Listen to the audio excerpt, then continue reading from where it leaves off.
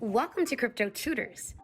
We are humanizing cryptocurrency and blockchain and are bringing the best trailblazers and success stories like Isaiah Jackson, Tanya Evans, Ian Bellina, Cleve Messidor, and Tinashe Nitaganga on the Crypto Couch.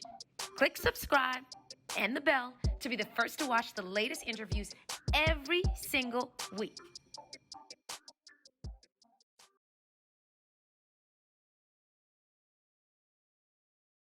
And what I think is also interesting about you and your journey is that, you had a cushy corporate job, you're doing the 9 to 5 thing, and I'm sure being compensated very well. And like, you could have stayed there, but again, you decided to, change the trajectory.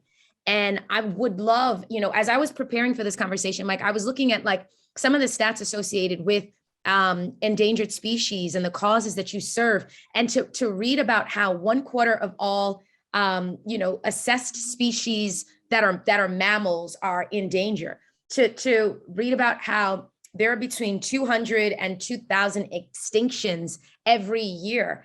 And last but certainly not least, I think the most devastating is that extinction is 1,000 to 10,000 times higher than the natural rate. So, these are not stats that people can necessarily rattle off, but how did you connect the dots that was what you wanted to help solve for? Yeah, so I mean, this is I've got 2 kids, and this is a wonderful world that we live in. And if we want to keep this world, we have to do everything we can to keep that ecosystem in balance, right? And that's why endangered species are so important. If when a species goes extinct, right, it has a domino impact, and it impacts to another species, right? And as more and more go extinct, they all have domino impacts. So one day you don't know which domino that was tipped over that's going to impact the human race, right? And so it's important that we focus on things like the COP26, the climate change uh, organization, or the Endangered Species Act, and make sure that keeps going forever and ever. Because one of these days, based upon the actions that humans may take, it's going to be so detrimental to these species that we're going to hit that last domino, and it's going to make an impact.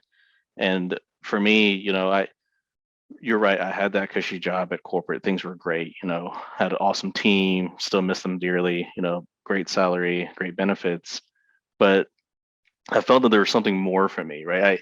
I was in crypto. I was able to make some return in some crypto earlier in the year and over the years, enough to where I was able to justify walking away completely and then just focus completely on Redpanda. And Redpanda, is a new token that started in April, brand new. And I've actually made no earnings from Redpanda. I do everything completely volunteer and for free, and I have been since April. Every day, it's like a 60-hour job, but it's okay, because I think it's important. And one of the things we do is every time we do an adoption or a donation, we try to educate the community. Like we say, like the African penguins, there's only so many thousand left. Red pandas, of course, there's 10,000 left in the wild. And African elephants, there's so many of these species that are going extinct, and it's important that you know at least at this point, Red Panda has been able to build a platform of 7,000 followers and several thousand members and across their social media channels to try and educate people around the world how important it is that we stop for a second and try to really think about how can we save these endangered species, right? Like, we're completely a net zero, carbon net neutral organization. We've planted trees. We've planted over 5,000 trees to help offset our carbon, right? Things like that, because we want it to be completely true to the mantra of, like, let's really save the environment, whether it's with our, how we manage our smart contract or how we manage our NFTs, make sure that everything we do is to protect the environment. Because, yeah, I'm going to have a world to live in for sure when I'm older, but I can't say the same for my kids or my kids' kids, right? And I want to make sure that I do what I can, especially with the knowledge that I have now. I don't think it's fair. Um, I don't think it's right for me to just sit back and just enjoy crypto earnings and winnings. I should do something with that time and help educate. I tip my hat off to you again to be a social capitalist of sorts, where you are in a position as a result of being an early adopter and having capitalized on the returns associated with being an early adopter, and saying, okay, yeah, I'm in a comfortable position, but what can I do to give back? And that was actually that's a great segue into my next question, which is, you decided that crypto was how you wanted to address this issue. So Redpanda is an ETH charity token. Tell us a little bit about the tokenomics. Let's dive into exactly how your structure lends itself to achieving the outcomes of being able to plant thousands upon thousands of trees and what have you. Yeah, definitely. So Red Panda Earth is a Ethereum ERC20 token, and it is a deflationary token, which means that as you purchase it, the more you purchase, buy, sell, or transfer, the less tokens that are going to exist in circulation, right? So that applies a natural upward pressure on the price typically.